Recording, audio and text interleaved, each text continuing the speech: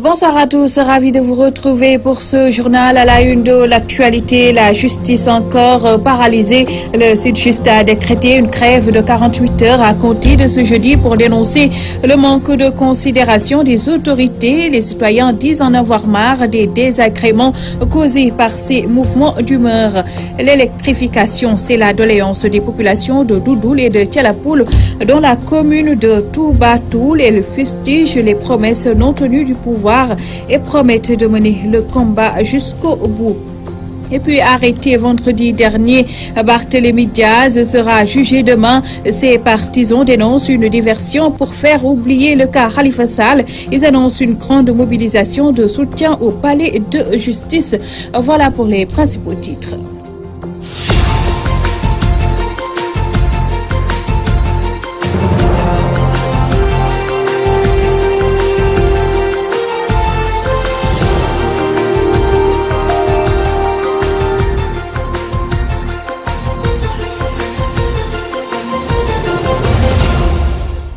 Le syndicat des travailleurs de la justice déroule son troisième plan d'action. Le Sud-Just a décrété ce jeudi un mot d'ordre de grève de 48 heures pour protester contre le dilatoire et le manque de considération dont les travailleurs de la justice se disent victimes de la part du gouvernement.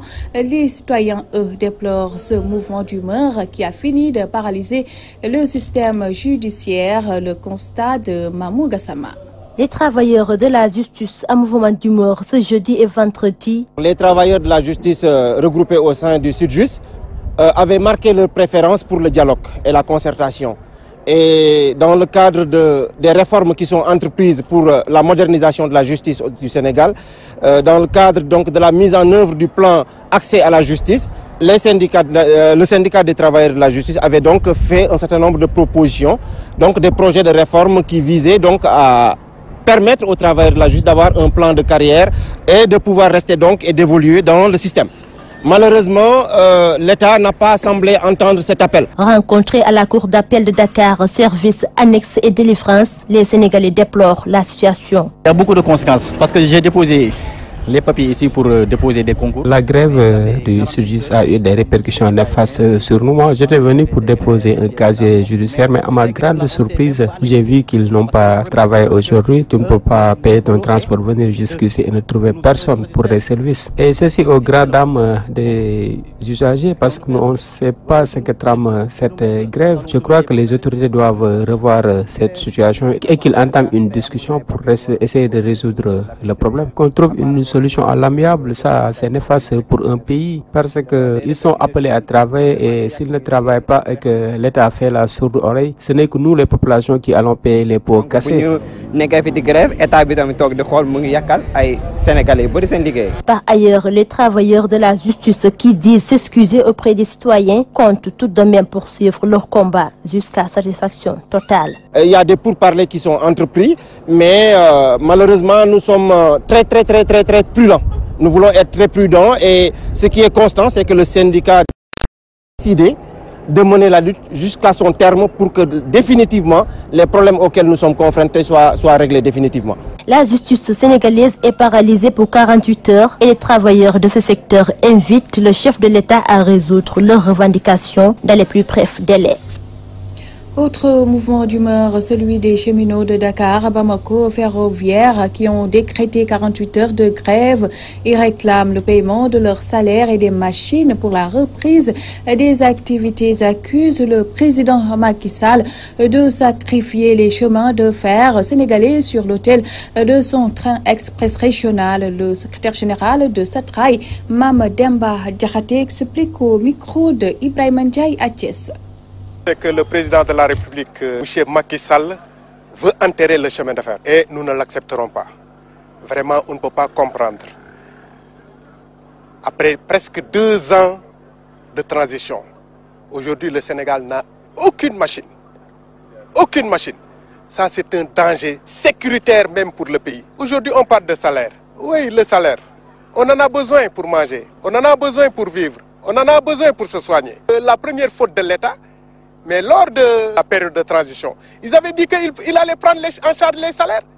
Mais jusqu'à ce jour, on dirait qu'ils sont en train de reculer, mais on ne se laissera pas faire. Macky Sall avait dit qu'il allait prendre le chemin de fer en charge. Il allait prendre refaire les rails sur les points critiques. Il allait payer les salaires. Il allait refaire des locomotives.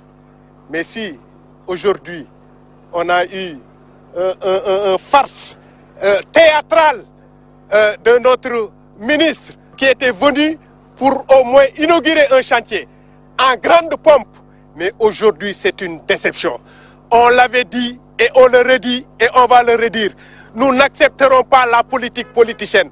Ce que nous voulons, qu'on nous donne des machines, le plus tôt sera le mieux. Ce que nous voulons, ce que Macky Sall avait dit en novembre 2015, avec ses 750 milliards pour refaire le tronçon Dakar-Kidira, rien n'a été fait. Ce qu'on dit, Abdou Ndéné, notre ministre de tutelle, le ministre du développement ferroviaire, je dis que le ministre de la déconstruction ferroviaire, mais nous avons promis 1,5 milliard après nous avoir divisé. Mais aujourd'hui, nous sommes là en tant que seul homme pour au moins qu'on puisse refaire le chemin de fer. Mais la grève continue. Nous sommes là pour une satisfaction totale. Je dis que ce n'est pas des satisfactions de salaire. Nous disons qu'il faut refaire le chemin de fer. Nous allons nous battre. Nous allons nous battre avec qui que ce soit. Je souligne qui que ce soit pour l'intérêt de ce pays, pour le développement de ce pays, pour le développement du chemin de fer, mais surtout pour la sauvegarde des emplois du chemin de fer. Je vous le disais en titre, l'électrification de leur localité, c'est la seule doléance des populations de Doudoul et de Tialapoul dans la commune de Toubatoul. Elles disent en avoir assez des promesses non tenues des autorités et elles comptent aller jusqu'au bout de leur combat. La correspondance de Ibrahim Ndiaye. Les populations de Doudoul et de Tialapoul dans la commune de Toubatoul réclament de l'électrification dans leur village. Une demande plus que légitime d'après ses habitants, mais à leur grande déception, les autorités étatiques préfèrent le répondre par un chapelet de promesses. Modou Diouf est le porte-parole des populations. Nous qui sommes les natifs de Doudoul, Tialapoul, considérons comme aller pour contre et pour cause. Et pourtant, en 2012, on avait fondé un immense espoir sur le régime de Macky Sall. Mais aujourd'hui, force est de constater que cet espoir est en train de dissiper. Il faut le rappeler, depuis des années, nous réclamons l'accès à l'électricité. Mais à cette demande, plus que légitime, les autorités ont préféré répondre par une kyrielle de promesses jamais suivies d'effet. Se sentant oubliées par le régime actuel, ces populations s'interrogent et interpellent Macky Sall. Modou Diouf. Existe-t-il au Sénégal deux catégories de citoyens? Une catégorie de citoyens qui doit vivre avec de l'électricité et une autre catégorie de citoyens condamnés à vivre dans l'électricité. Où est le sens de l'équité dans tout ça? Où est le sens de l'équité de l'État? Macky Sall, et c'est à vous de nous répondre sur ces différentes questions et quiconque d'autre. Macky Sall, nous vous interpellons directement. Nous vous interpellons directement. Partagés entre déception et amertume, ces habitants de Doudoul et Tialapoul menacent et prennent leur destin en main. Nous avons pris la ferme résolution d'engager le combat. D'engager le combat en n'excluant aucune piste que la loi nous confère. Parce que nous sommes des citoyens sénégalais. Et quels que soient les obstacles auxquels nous ferons face, quel que soit le prix à payer, nous sommes prêts à en découdre avec ces autorités à qui il revient de satisfaire les déléances de ces populations. Thiès, Walfadjri Radio TV, Ibrahim Ndiaye.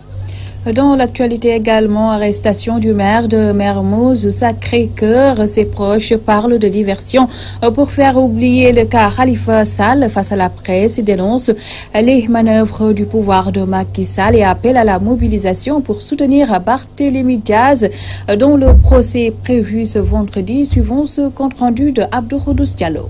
Les projets compagnons de Khalifa Ababacar Sall refutent les accusations qui ont motivé l'arrestation de Barthélémy Diaz et soutient que c'est plutôt pour divertir le peuple sénégalais. Barthélémy a invité le peuple sénégalais à ce qu'on peut appeler un sursaut d'orgueil. Voilà ce qu'on poursuit, ce qu'on reproche à Barthélémy et que nous endossons et que nous disons que ce qu'il a fait, c'est un constat général. L'arrestation de Barthélémy Diaz n'est qu'une diversion. En réalité, ces gens étaient mal à l'aise. Le pouvoir était gêné.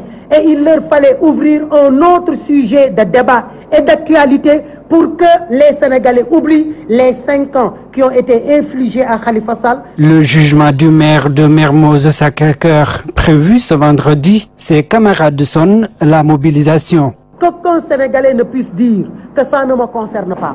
Qu'aucun Sénégalais ne puisse dire « je ne suis pas concerné ». Qu'aucun Sénégalais ne puisse dire « c'est leur querelle, eux, les politiques ». Ce qui se passe aujourd'hui dans ce pays, ça concerne tout le monde. Pourquoi? Parce que nous avons laissé faire. On nous a berné en nous disant que Karim Wade était poursuivi pour des histoires d'enrichissement illicite. Ensuite, ça a été le cas de Khalifa Sall. Aujourd'hui, c'est Barthélémy Diaz. Demain, ce sera quelqu'un d'autre. Barthélémy Diaz s'est battu pour Khalifa Ababacar Sall. Nous aussi, là pour Barthélémy Diaz. Tous prêts à continuer le combat, disent-ils, jusqu'à la libération de leur leader politique.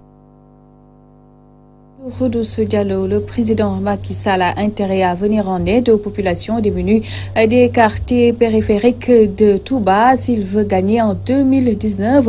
Propos de Serigne Abdou Lahad Mbacké Gaïndé Fatma, il s'exprimait à l'occasion d'une cérémonie de remise d'une ambulance aux populations d'Oumoul Khoura à Touba. Mamadou Makhtar Sarr. Si le président de la République Macky Sall veut remporter le scrutin présidentiel de 2019, il doit nécessairement venir en aide aux populations des quartiers périphériques de Touba dépourvus d'infrastructures de base. Conviction de Serigne Cheikh Abdou Bali Mbacké Gaïndé Fatma. Il a fait cette déclaration lors d'une cérémonie de remise de dons d'ambulance au poste de santé d'Oumoul Khoura. Il y a énormément de problèmes liés à l'assainissement. Moi, je suis déjà venu ici durant l'hivernage, mais pratiquement tous les rues sont inondées.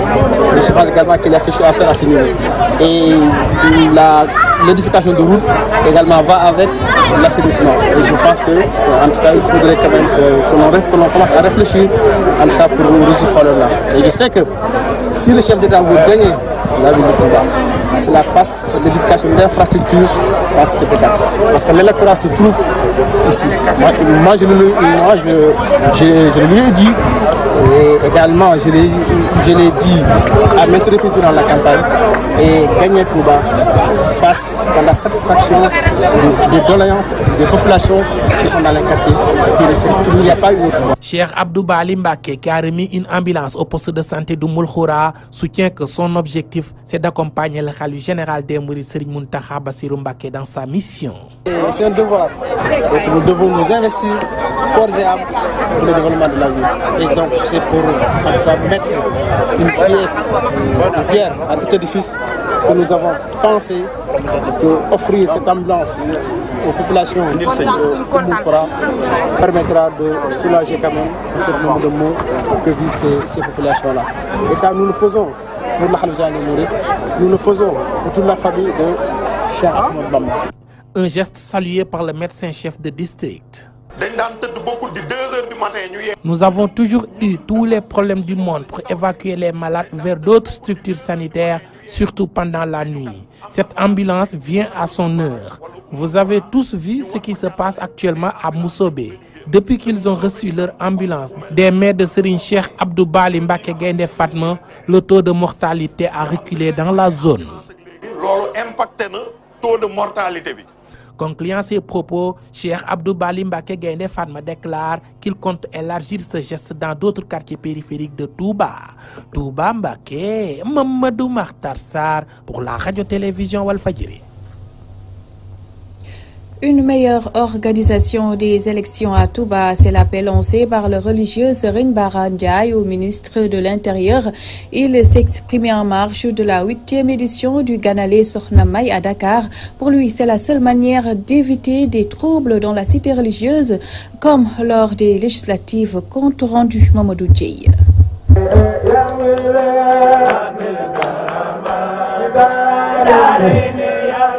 C'est dans cette ambiance religieuse que s'est tenue la 8e édition du Nganale Sokhna May mu Serigne Sidi Mokhtar Mbacké. Ceci dans l'objectif de rappeler les enseignements du 7e khalife de Touba. dañoo ñëwoon woote woon bis bi tey doon fàttaliku jëmmi Cheikh Sidi Mokhtar Mbacké ak ay jàngaleem ak léppam lu baax rek moo ñu def dajale woon. Le but de cette rencontre religieuse est de rendre grâce à Serigne Sidi Mokhtar Mbacké, comme à chaque année d'ailleurs depuis 8 ans. Mais l'important c'est de rappeler les enseignements de Serigne Sidi Mokhtar Mbacké qui sont très utiles à notre vie actuelle. Bernde te di fàttaliwaat daal nit ñi jëmmi sëriñ bi rek. Une cérémonie marquée par des récitals de Coran, d'où l'occasion saisie par le guide du Daara Kanzoul Mouridine pour prier à ce qu'il y ait des élections apaisées, libres et transparentes en 2019. Ainsi, il demande au ministre de l'Intérieur de corriger les imperfections notées à Touba lors des législatives de 2017. ku ne xam na ne réew moom bu jëmee ci ay élections képp koo xam ne am nga ñaan da ngaa war a ñaan ku am wax joo xam ne baax na da nga ko war a wax ngir jàmm am. Puisque nous sommes à quelques mois des jours électoraux de 2019 et ça rime en général avec violence, alors nous avons effectué à travers le Coran des prières pour des élections apaisées. Et je profite de l'occasion pour dire au ministre de l'Intérieur de procéder dès à présent à une meilleure organisation de ces élections à Touba afin d'éviter les erreurs notées lors des législatives de 2017. muy war a wate ay manque d'organisation am fa ba wat mujjul am ñu ngi ñaan élection yi di ñëw ñu yokkal ñu kaaraange gi ba nga xam ne kenn ku nekk da nga matale sa devoir citoyen. Les jeunes ne sont pas aussi épargnés dans son allocution où il les convie au travail. ndaw ñi moom li ñu leen di ñaax mooy ñu liggéey nangoo liggéey rek nit moom boo nangoo liggéey rek di nga. Je lance un message à l'endroit des jeunes. Je leur dis de se consacrer au travail et au bienfait. kon ñu nangoo liggéey te tegu ci njub te bañ a yàkkamti suñu àdduna tamit. Sous la présence effective de plusieurs autorités religieuses telles que les petits-fils de Serigne Sidi Mokhtar Mbacké, le médecin traditionnel Cheikh Bara Ndiaye annonce déjà les couleurs de l'édition 2019.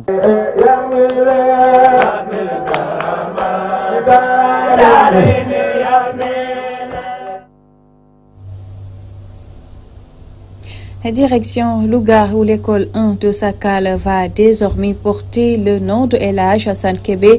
Cette initiative de la municipalité de Sakal est une manière de rendre hommage à un homme qui a œuvré pour la scolarisation des enfants de son terroir bien avant la période des indépendances de Louga. Omar Kairé nous en parle. L'école 1 de Sakal porte désormais le nom de feu El Hadj Assane Kébé. Affecté en 1925 dans le terroir pour assurer la bonne marche du comptoir d'achat, El Hadj Assane Kébé n'a pas tardé pour conquérir les notables de Sakal par sa générosité et sa sagesse. Il fut promu chef de village en 1945 après la mort de Kharnian. El Hadj Assane Kébé va travailler d'arrache-pied pour la réouverture de l'école en 1946, fermée lors de la Seconde Guerre mondiale. Quand les démarches devaient avoir pour frein un local, Assane de prendre en charge la location de la maison de Vézé-Chomel pour abriter tous les enfants sans distinction d'ethnie ni de race, ainsi que de l'hébergement de l'enseignant. Ainsi, en 1946, lorsque l'école devait connaître une extension, El Hadj Assane Kébé mit à nouveau sa boutique comme salle de classe à la disposition des élèves nouvellement recrutés. Il a volontairement inscrit ses enfants à l'école, dont la majorité étaient des filles, alors que pour d'autres, il a fallu des mesures coercitives et l'intervention de l'administration coloniale pour l'enrôlement de leurs enfants.